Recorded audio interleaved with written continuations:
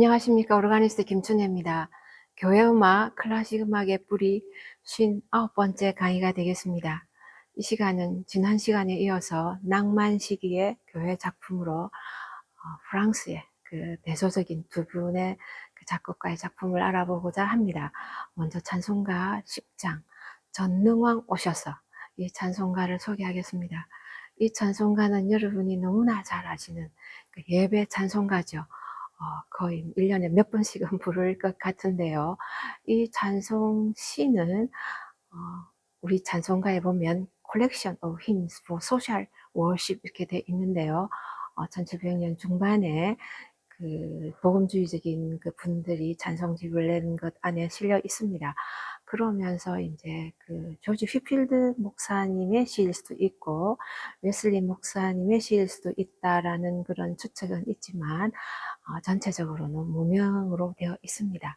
이 찬송 시집에 실리기 전에 원시가 있었고 그동안 시간을 경과하면서 가사가 약간씩 수정이 되었을 것이다 이렇게 보통 주장합니다. 그래서 지금의 가사가 이제 우리한테 온 것이고요. 추측이긴 하지만 웨슬리 목사님은 여러분께서 여러 시간을 통해서 소개를 받았고 조지 휘필드 목사님을 조금만 소개하겠습니다. 이분은 그 웨슬리 목사님과 함께 감리교 운동에도 사역하셨던 분이신데요. 성공의 성직자였지만 아주 색다른 그런 그 칼라를 가지시고 특별히 그 영성운동의 그 부흥집회, 전도집회에 헌신하셨던 분이셨습니다. 이분의 설교가 대단했다고 합니다. 그래서 18세기 부흥사로서, 복음 전도사로서 아주 뛰어난 그 목사님이셨는데요. 이분이 영국과 미국을 오가면서 많은 그 전도 집회, 부흥 집회를 하셨는데 그 글들을 보니까 총 이분의 말씀을 들었던 분들이 아마 1000만 명 정도 되지 않을까 이런 기록이 있었습니다. 18세기에 이 정도의 많은 분들이 들었다 그러면 대단한 그 인원이 아닐까 그런 생각이 듭니다. 19세기에는 그 무디 전도사님이 계시고 20세기에는 빌리 그레엄 목사님이 계시듯이 이렇게 18세기에 많은 그 일을 하셨던 분이셨는데요. 그래서 그 미국의 18세기에 보면 그 큰 교회 대부흥 운동이 일어나는데 여기에도 큰 영향을 주신 분이셨습니다. 이분의 그 설교는 굉장히 그 정열적이고 감성에 호소하면서 웅변력이 아주 뛰어났다고 합니다. 목소리도 크시고 카리스마도 있고 그랬다고 합니다. 그래서 많은 분들을 감화시켜서 하나님께로 인도하셨던 분이라고 합니다. 그 많은 열정을 통해서 또 그 자선사업도 많이 하셨습니다. 그래서 어린이 고아원 그 베세다 고아원을 창설해서 어린이들을 또 그 도와주는 일도 많이 하셨는데요. 이분의 다른 글들을 보니까 그 논란은 있었습니다. 그 어린이들 훈육하는 과정에서 너무 심하게 엄격하게 한 게 아닌가, 또 재정적으로 또 투명하지 않지 않았나 이런 면과 또 당시에 있었던 노예 제도에 대해서 그 반대하는 분도 계셨지만 이 일에 소극적이었다고 합니다. 그렇지만 노예들을 이렇게 학대하는 것은 절대로 문화적으로 엄하게 규제하기는 하셨다 하는데요. 이런 그 논란의 부분도 있지만 그 많은 그 영역 안에서 그 자선 사업과 또 하나님의 말씀을 전함으로 해서 교회의 부흥을 이끌어내고 많은 영혼을 그 살려냈다는 면에서 대단한 일을 하신 분이라는 생각이 듭니다. 작곡가는 바딜로 그 이탈리안 작곡가인데요. 펠리체 데 기아르티니라는 분입니다. 우리 찬송가에 많지 않은 이탈리 작곡가의 찬송곡조죠. 이것도 당시에 그 18세기에 아주 그 많은 그 전도자와 개혁자 또 복음주의자들을 후원하셨던 레이디 헌팅턴이라고 헌팅턴 백자 부인이 계셨는데요. 이분이 그 게알티니에게 선율을 부탁했다고 합니다. 그래서 이 게알티니는 사실은 작곡가고 연주가였습니다. 바이올리니스트로서 아주 뛰어났고요. 성악도 아주 뛰어났고, 그래서 여러 오케스트라를 이렇게 악장으로 하면서 활동하셨는데요. 이탈리아에 잠깐 계시고 영국에서 40년, 거의 40년 가깝게 이 연주가로서 또 지휘자로서 또 작곡가로서 아주 명성이 높게 활동하셨다고 합니다. 그러면서 이쪽 후반부에 보니까 약간의 명성이 좀 내려가면서 그 러시아 모스크바를 방문하셨는데요. 거기서 조금 힘들게 지내신 기록들이 있고 나중에는 거기서 돌아가셨습니다. 그래서 이분의 이 곡조가 우리 찬송가에는 이탈리안 힘, 왜냐하면 이탈리아에서 이렇게 신교, 예를 들면 우리 찬송가가 많지 않으니까 이탈리안 힘이라고 이렇게 대표적으로 이렇게 곡조명이 있는 것 같고요. 그러면서 이분이 또 모스크바에서 돌아가셨기 때문에 이렇게 모스크바라고 이렇게 곡조명이 있는 찬송가도 있었습니다. 그러면서 또 트리니티 힘, 삼위일체 찬송가라는 곡조명도 있었습니다. 이 세 가지의 곡조명이 있었는데 우리 찬송가에는 이탈리안 힘 이렇게 되어 있습니다. 왜 트리니티 힘이라고 할까 하는 그게 바로 이 가사입니다. 우리 찬송가에는 4절인데요. 원시는 5절이었다고 합니다. 1절, 2절, 3절, 4절 이렇게 해서 성부 하나님, 성자 예수님, 성령님, 그리고 4절은 삼위일체께, 이런 찬송가 이 모든 것을 다 종합해서 모든 영광과 사랑과 경배를 드립니다 하는 닥살러지, 영광송으로 4절을 마감하는데요. 하나님을 전능하신 왕, Almighty King 이렇게 묘사하면서 우리를, 이 땅을 통치해 주십시오. reign 이렇게 했는데요. 왕으로서 통치할 때 reign이라고 하는데요. 이 용어를 사용하고 있었습니다. 하나님의 왕되심, 전능하신 왕되심을 찬양하고, 예수님, 성자 예수님은 말씀이 육신으로 오신 성자 예수님, 우리의 기도를 들어주시고 또 우리에게 말씀으로 와주십시오 하는 그런 간구의 기도가 들어있고요. 3절에는 성령님이신데 거룩한 위로자, Holy Comforter Spirit, 이렇게 거룩한 위로자 성령이여 우리가 성령님께 찬양을 드립니다 하는, 그러면 성령께서 우리를 다스리시는데 모든 마음을, every heart, 그래서요 모든 마음을 다스려 주십시오. 이때는 1절에 나오는 통치하는 그 reign이라는 용어가 아니라 rule이라는 용어로 모든 각자의 마음을 다스려 주시고 주장해 주시고 이끌어 주십시오 하는, 이렇게 그 가사로 이렇게 되어 있습니다. 바로 4절, 이 삼위일체께, three in one 그렇게 했거든요.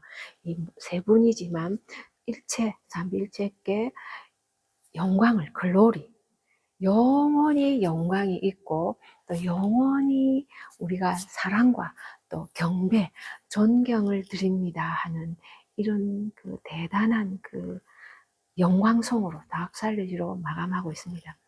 우리가 예배 때 자주 드리는 찬송가죠. 전능왕 오셔서 이렇게 선포하듯이, 강림하듯이 우리 예배에 강림하기를 간구하는 그런 찬양의 시작에서 또 우리를 다스려 주십시오, 우리를 다 이렇게 또 올라가지 않습니까? 대단한 이 찬송가 시와 그 곡조, 예배 때 매수 드릴 수 없으니까 종종 여러분 곁에 두시고 이 찬송가를 불러보시는 여러분의 축복이 있기를 바라겠습니다. 찬송가 다시 한번 들어보시겠습니다.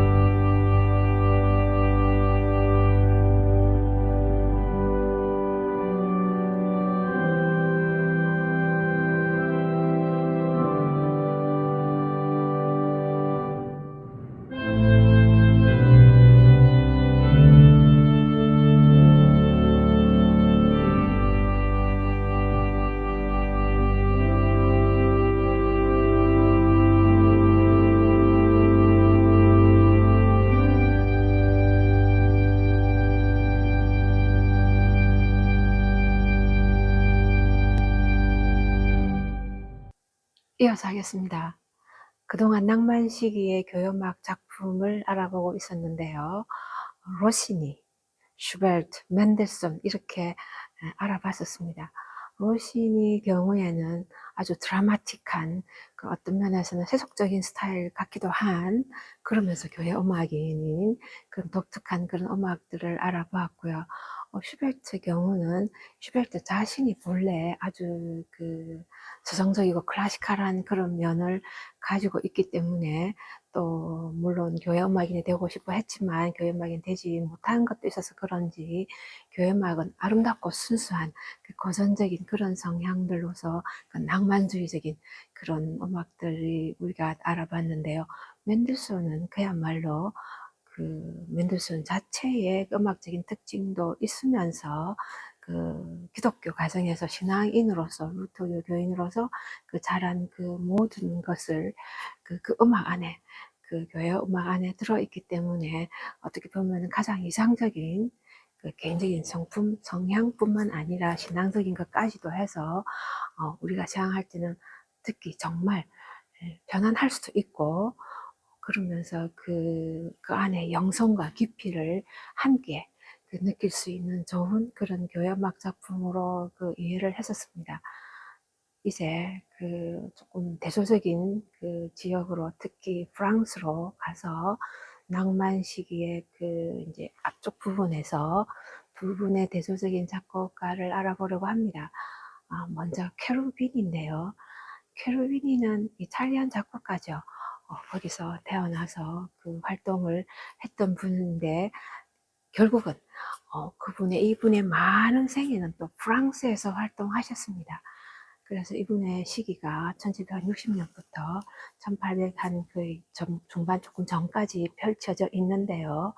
그 고전기와 그 낭만전기의 모습을 이렇게 고루 갖추고 있는 분인데 이분이 그 오페라를 많이 썼습니다. 그 프랑스에 와서 그 오페라를 많이 쓰면서 프랑스 오페라의 발전을 이끌어냈던 분입니다. 코믹 오페라부터 시작해서 한 30곡 정도 오페라를 썼으니까 오페라가 30개 정도 된다면 아주 많은 것이니까요. 많은 역할을 하셨는데 캐르비니 경우를 보니까 그 이탈리아에 있을 때 특히 어릴 때 그러니까 그 오페라 쓰기 전이죠. 전에는 교향음악이 꽤 많이 있었습니다. 여러 교향음악을 쓰다가 프랑스에서는 주로 오페라를 많이 썼는데요. 그러면서 오페라의 그 명망이 조금 쇠퇴해가면서 교회 음악으로 다시 눈을 돌렸다고 합니다. 그래서 교회 음악을 작곡을 하게 되면서 이분의 전체 생애를 얘기를 하면 오페라와 교회 음악 이렇게 얘기를 하거든요. 그래서 이 워낙 많은 교회 작품이 그 앞쪽에 있고 또 뒤쪽에 있는데요.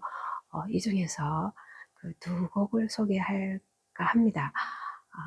아주 유명한 이분의 레퀴엠 두 곡이 있습니다. 한 곡은 레퀴엠 C 단조고 두 번째가 그 D 단조입니다.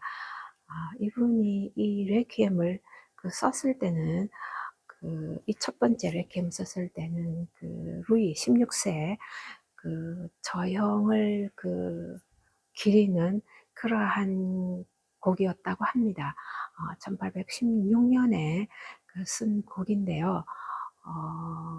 이분이 이제 나름대로 이 시기가 우리가 배우면은 그 모차르트가 돌아가시고 또 멘델소는 또 초기고 그래서 이 두 가지의 그 요소들이 그 뭐라 그러나요? 공존에 있는 혼재해도 좋고 이 과도기적일 수도 있는 이러한 시기에 이제 그 캐로비니가 작곡한 그 레퀴엠인데요. 그래서 그런지 들으면 상당히 그 음악이 모차르트 같기도 하고 맨델스톤 같기도 한 그런 느낌이 왜 드는지 그 들어보시면 이해를 하실 것 같습니다. 그런데다가 이분의 성향이 그 오페라도 들어봤는데요. 물론 그 스타일적으로 이미 그 고전기와 그 초기 낭만이 들어있기 때문에 그 스타일들이 대서로 비슷비슷할 수도 있기는 하지만 그럼에도 불구하고 상당히 그 고전적이다 하는 느낌을 받았었습니다. 그러다 보니까 이 레퀴엠도 레퀴엠이 그 곡 자체가 그 가사가 주는 그 곡 주는 의미가 있다 보니까 그 맑고 서정적인 그런 교회 음악에 어떻게 보면 슈베르트의 슈베르트 조금은 다르지만 그런 낭만 초기에 그거를 느낄 수 있는 그런 곡 같았습니다. 참 아름답다 이런 생각이 들었습니다.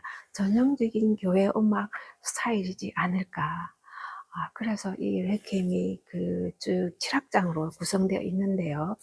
이 다단조와 라단조 두 개 다 같은 악장 구조로 이렇게 쭉 되어 있는데 특별히 B의 예수, 선하신 예수님, 거룩한 예수님, 신성한 예수님 혹은 그렇게 번역하는 레퀴엠의 뒤쪽에 있는 곡인데요. 아주 아름다운 가사로 아름답게 많이 작곡을 합니다. 이 악장 자체가. 그런데 이 켈빈이 곡도 전체 곡 중에서 가장 아름답지 않나 이런 생각이 들 정도로 참 아름다운 그런 레퀴엠이었습니다. 두 번째 이 라단조, D단조 레퀴엠은 조금 특이한데요. 이분이 자신의 장례식을 위해서 썼다고 합니다. 한 작곡가가 자신의 장례를 위해서 레퀴엠을 쓰는 게 쉽지 않겠죠. 그런데 이렇게 이제 썼었는데요. 1836년에 그러니까 첫 번째 레퀴엠 쓰고 20년 후에 이 곡을 썼습니다. 쓰는데 조금 독특한 것은 레퀴엠 첫 번째 것은 혼성 합창과 이제 오케스트라 이렇게 되어 있습니다. 그렇게 되어 있는데 이 앞에 레퀴엠이 1834년에 작곡한 지 됐는데 파리의 대주교가 이 작품의 연주를 금지시켰다고 합니다. 이유가 여성들이 합창으로 노래를 불렀다는 것이었는데요.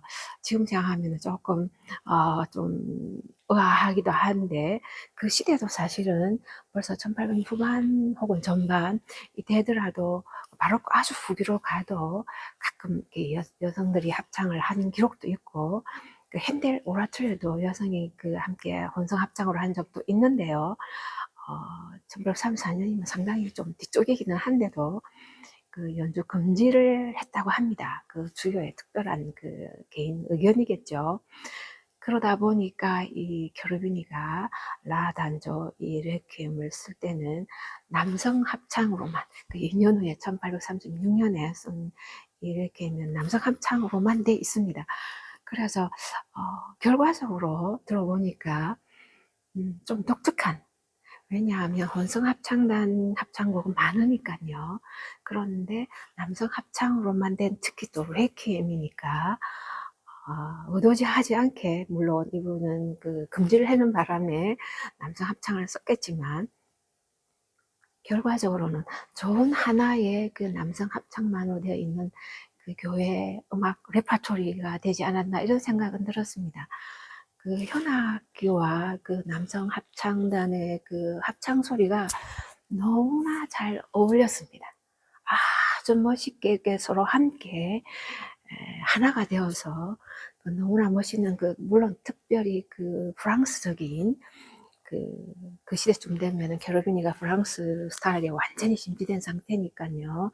그런 아주 뉘앙스 면에서 스타일적인 면에서 굉장히 프랑스적이다. 예를 들면 한참 후에 나오긴 하지만 풀의 레퀴엠에서 느끼는 그런 합창 음악과 현악들이 어우러지는 그런 걸 느낄 정도로 참 아름다운 레퀴엠이었습니다.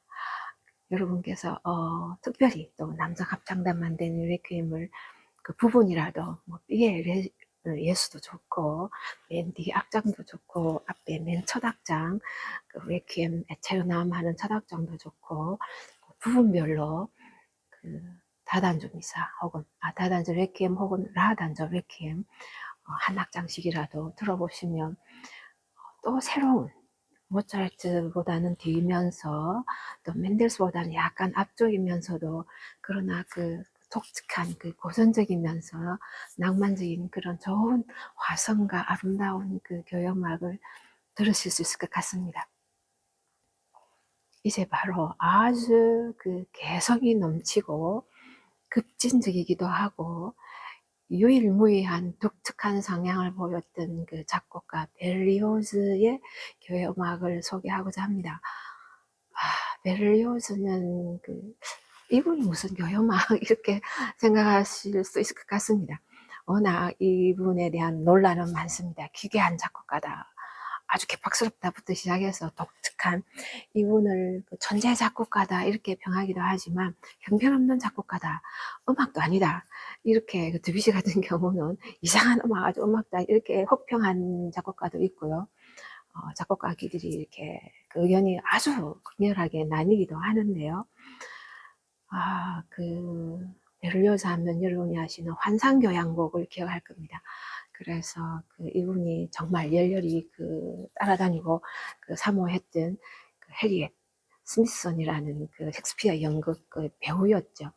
이분을 이제 사랑하면서 좌절의 일이 있으면서 작곡한 환상교향곡이 아주 대표적인 곡이라서, 베를리오즈 하면은 이 환상교향곡만 거의 알려져 있을 독보적인 그런 작품이라 할 수 있죠. 물론 이제 그래서 결국은 오랜 구애 끝에 결혼은 했지만 결혼이 평탄하지는 않았던 것 같고요. 그러나 베를리오즈는 굉장히 나름대로 노력을 많이 한 사람 같습니다. 의사 아들로 태어나서 아버지 뜻대로 의사가 되었으면 좀 평탄하게 살았을지 모르지만 고집을 내세워서 음악으로 가서 작곡가로 되면서, 또 이분의 성향이 아주 급진적이고 새로운 그런 독특한 음악을 하면서 잔반론에 이렇게 휘말리면서 성공도 했다가 또 좌절도 했다가 이러면서 평생을 어떻게 지냈다고 할 만한 사람인데요.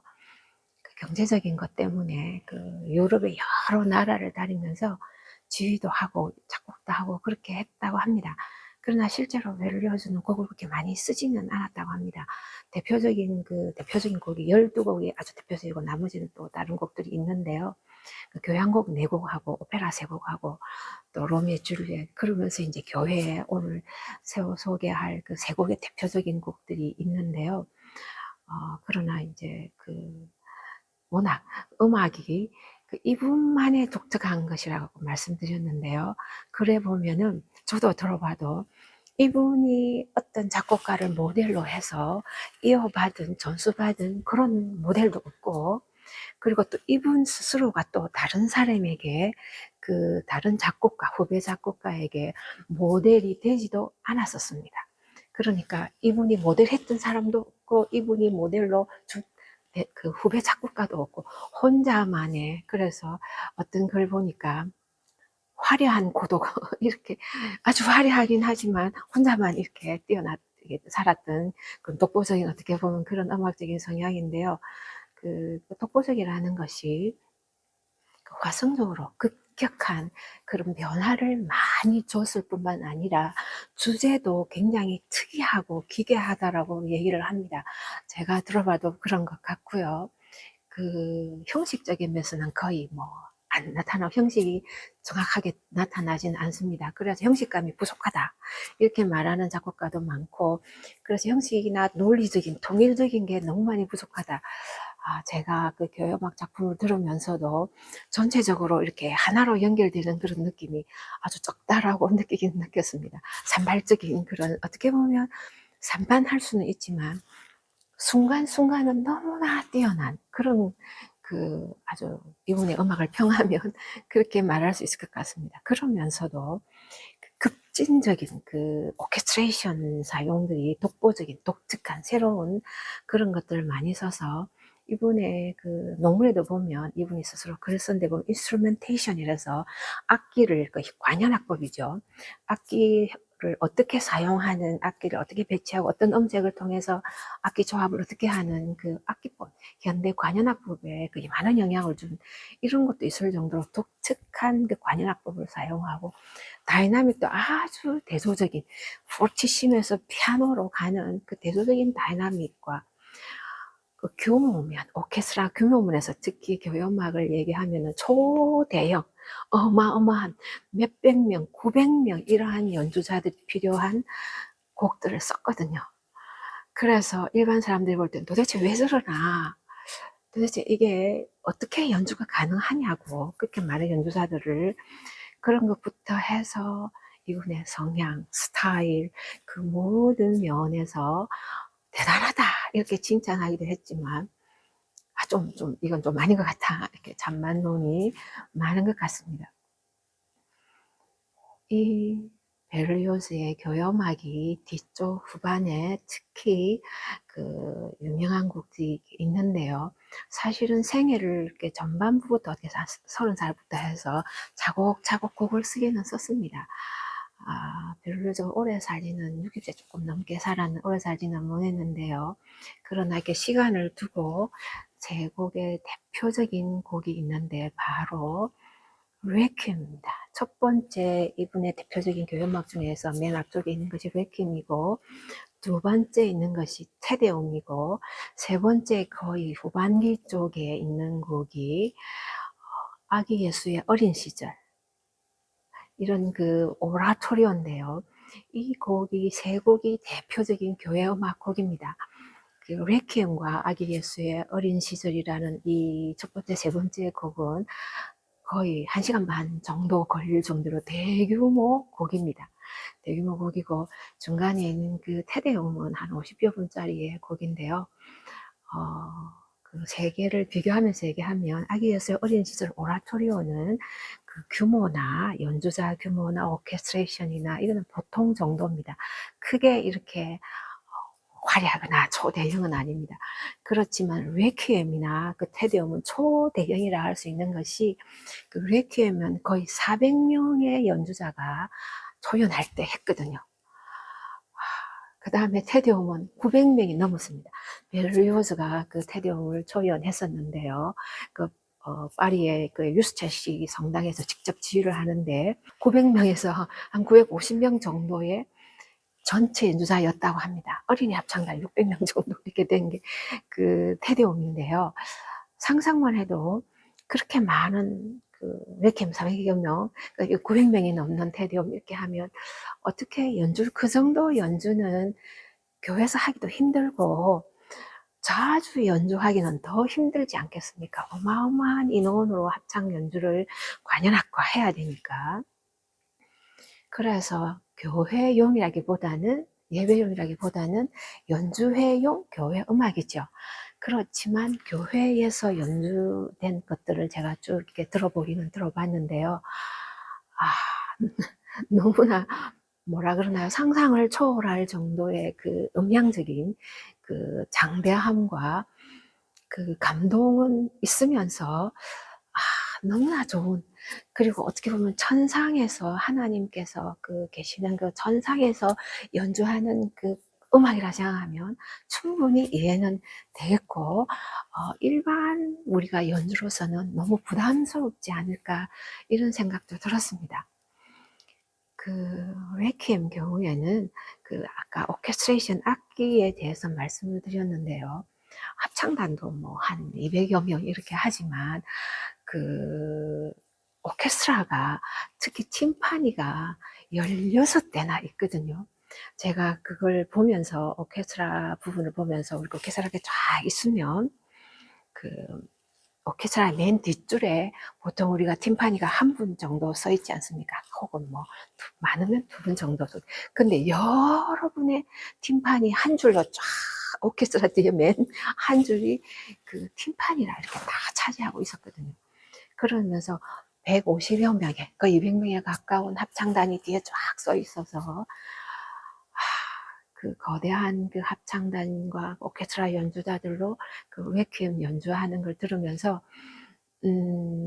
베를리오즈가 왜 이렇게 그 작상을 했을까 그런 생각도 들기는 했습니다.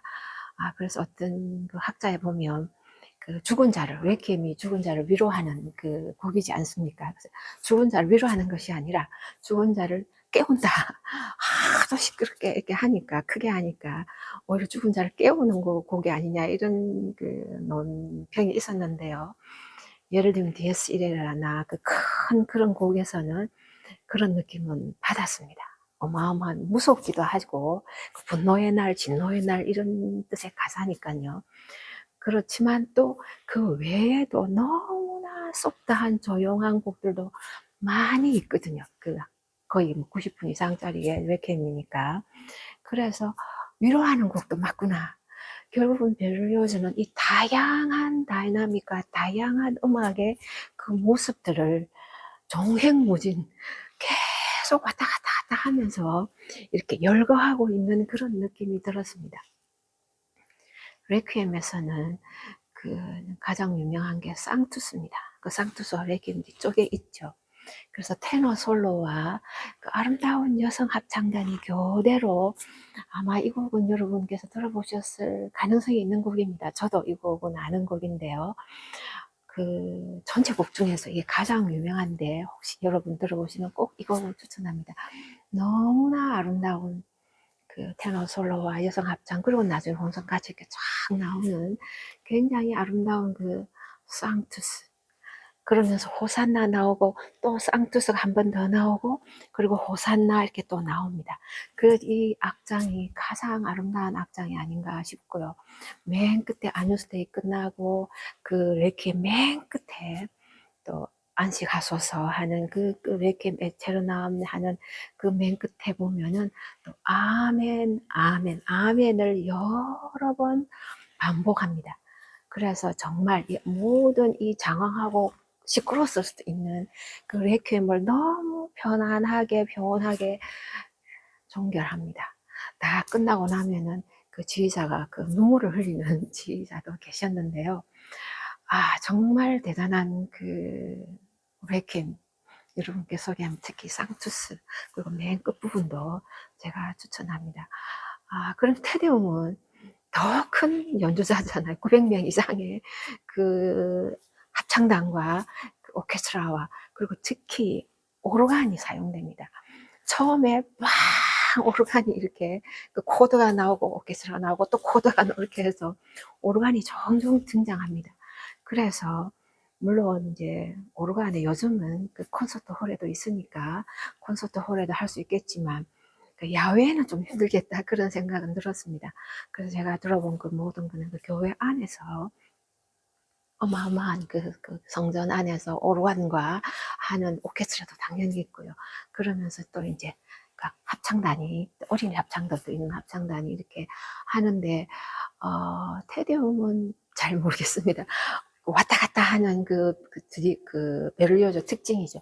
컸다 작았다 다이나믹의 변화와 또 교회적인 부분도 상당히 있기는 있는데 뒤로 가면은 또 조금 세속적인 느낌이 좀 드는 그 오페라 같은, 그래서 교회곡 맞나 이런 생각이 드는 그런 부분도 있기는 있었습니다. 많은 학자가 말하는 그 통일감, 형식적인 게 결여되었다 하는 것을 또 느낄 수 있는 부분 같기는 했고요. 그렇지만 테데움 자체가 하나님을 찬양합니다 하는 그런 가사잖아요. 그래서 그런 가사로 보면 충분히 이해가 되고 밝고 명랑하게 인간적일 수도 있는, 그러면서 하나님을 찬양하는 교회적인 스타일과 세속적인 스타일이 동시에 들어있는 그렇지 않을까, 그런 나름대로의 생각은 했습니다. 그래서 이 곡을 보면서 브루크너가 이거는 교회음악도 아니다 이렇게 부르고 다음에 소개할 작곡가인데요. 대단한 교회음악인인데 교회음악 아니다 이렇게 아주 얘기를 했는데 비해서 생산 경우는 교회에서 연주하기 적합하다 이렇게 얘기를 했다고 합니다. 그만큼 서로 다른 이제 생각을 하는 것이죠. 바로 그 아기 예수의 어린 시절이라는 이 오라토리오, 거의 그 90분 이상에 걸리는 이 오라토리오도 참 아름다운 곡인데요. 이 곡의 그 가사는 마태복음 2장입니다. 2장에서 헤롯이 아기 예수가 태어났다는 것을 알고 이제 잡아야 되겠다. 이렇게 해서 아기 예수를 잡으러 가라고, 그리고 이제 어린이들을 많이 학살하잖아요. 그런 그 모든 스토리를 담고 있는 것이 이 오라토리오입니다. 그래서 이 가사를 베를리오즈가 직접 썼다고 합니다. 물론 근거는 마태복음 2장이긴 하지만요. 직접 써서 이 긴 오라토리오를 만들었는데요. 그러다 보니까 이 오라토리오는 그 독창자들이 많습니다. 헤롯도 나오고요. 백부장도 나오고, 이제 그 다음에 아기 예수님의 그 요셉, 아버지 요셉도 나오고 마리아도 나오고 남자 솔로이스트가 한 네다섯 분 나오고 마리아 소프라노 한 명 나오는, 그렇지만 솔로가 참 많습니다. 솔로가 참 많고 오케스트라 곡이 아주 멋있습니다. 특히 3악장에 보면 오케스트라만 나오는 그게 특히 그 플루트하고 하프가 너무나 멋있게 나오는 그 곡이 세 부분으로 되어 있는 그 마지막 셋째 그 부분에 나오는 그 악기 곡이 쭉 나오는데요. 너무나 아름다운 그 기악곡입니다. 그 간주곡으로 나오는데, 그래서 전체적으로 이 오라토리오는 기악이 아주 뛰어나고 솔로이스트들이 여러 명 있으니까 나레이터도 있고 그 성경처럼 읽어주는 듯한 그 솔로 하는 사람이 또 있고 있어서 솔로곡이 상당히 있는데요. 그 대신에 합창은 1부, 2부, 3부 끝에 조금씩 중간에 조금씩 나오고 각 부분 끝부분에 중간중에 이렇게 나오는데, 합창은 특히 마지막 부분은 너무나 아름답습니다. 마지막 부분에 또 아멘도 너무나 아름답습니다. 레퀴엠 마지막에도 아멘이 여러 번 반복되면서 너무나 아름답게 되는데요. 이 아기 예수 어린 시절이라는 오라토리오 끝부분에도 그 아멘이 이렇게 반복되는데 참으로 아름다워서 많은 그 학자들이 논평하기를 베를리오스의 그 진정한 교회 음악의 진수가 이 곡이다, 이 부분이다, 이렇게 말할 정도로 저도 들어도 참 아름다운 아카펠라도 많이 나옵니다. 그래서 베를리오스가 교회 음악을 쓸 때는 호모포닉도 하지만 그 폴리포닉, 다성적으로 후가적인 악장도 종종 둡니다. 그 예를 들면 레퀴엠 그 상투스에서 상투스 호산나, 상투스 호산나 이렇게 될 때 호산나에서 이게 푸가 스타일로 나오거든요. 이 오라토리오는 그런 푸가적인 게 많지는 않지만 아카펠라 교회 음악의 그 전통적인 그런 양식이지 않습니까? 아카펠라가 한동안 특히 끝에 이어집니다. 그렇게 해서 아카펠라 이렇게 다 끝납니다.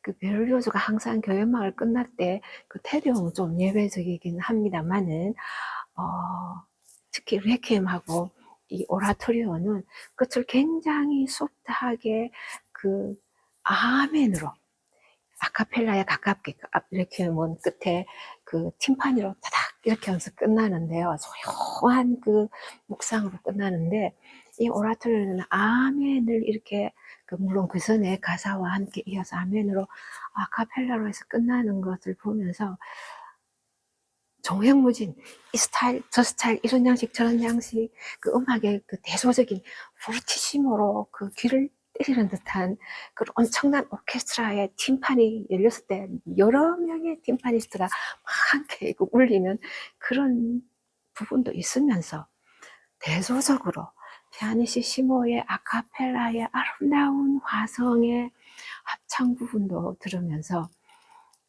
어떻게 보면 천재가 맞다. 천재라고 평한 사람. 그 교연악이든 아니든 형식이 부족하고 어쨌든 그럼에도 불구하고 다양한 음악적인 스타일을 한 작품에 많이 추구하면서 이렇게 종횡무진 그 음악의 그 영감을 따라서 이분이 썼던 것을 생각해 봤습니다.